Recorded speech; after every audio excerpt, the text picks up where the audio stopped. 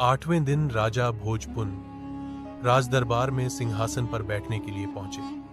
तभी 32 पुतलियों में से एक 8वीं पुतली पुष्पवती जागृत हो गई और बोली, ठहरो राजन, अभी तुम इस सिंहासन पर बैठने के योग्य नहीं हुए हो। अगर तुम मानते हो कि तुम भी राजा विक्रमादित्य की तरह महान हो तो अवश्य बैठ सकते हो, पर पहले अपना आत्ममूल्यांकन करो। सुनो, मैं तुम्हें राजा विक्रम की कथा सुनाती हूँ। एक दिन राजा विक्रमादित्य के दरबार में एक बढ़ई आया। उसने राजा को काठ का एक घोड़ा दिखाया और कहा कि यह न कुछ खाता है, न पीता है और जहां चाहो वहां ले जाता है। राजा ने उसी समय दीवान को बुलाकर 1 लाख रुपया उसे देने को कहा। दीवान बोला, यह तो काठ का है और इतने दाम का नहीं है। राजा ने गुस्से से कहा, 2 लाख रुपए दो। दीवान चुप रह गया। रुपए दे दिए। रुपए लेकर बढ़ई चलता बना, पर चलते चलते कह गया कि इस घोड़े में ऐड़ लगाना, कोड़ा मत मारो। एक दिन राजा ने उस पर सवारी की, पर वह बढ़ई की बात भूल गए और घोड़े पर कोड़ा जमा दिया। कोड़ा लगना था कि घोड़ा हवा से बातें करने लगा और समुद्र पार ले जाकर उसे जंगल में एक पेड़ दिया।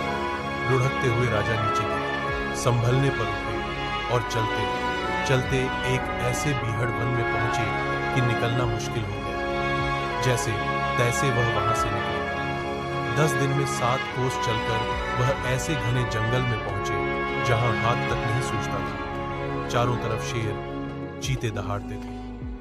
राजा घबराए, रास्ता नहीं सूझता था। आखिर 15 दिन भटकने के बाद एक ऐसी जगह पहुंचे जहां एक मकान था। उसके बाहर एक ऊंचा पेड़ और 2 कुएं थे। पेड़ पर एक बंदरियां थी। वह कभी नीचे आती तो कभी ऊपर चढ़ती। राजा पेड़ पर चढ़ गए और छिपकर सब हाल देखने लगे। दोपहर होने पर एक यति वहां आया। उसने बाईं तरफ के कुएं से एक चुल्लू पानी लिया और उस बंदरिया पर छिड़क दिया। वह तुरंत एक बड़ी ही सुंदर स्त्री बन गई। यति पहर भर उसके साथ रहा, फिर दूसरे कुएं से पानी खींचकर उस पर डाला कि वह फिर बंदरिया बन गई। वह पेड़ पर जा चढ़ी और यति गुफा में चला गया। राजा को यह देखकर बड़ा अचंभा हुआ। यति के जाने पर उसने भी ऐसा ही किया।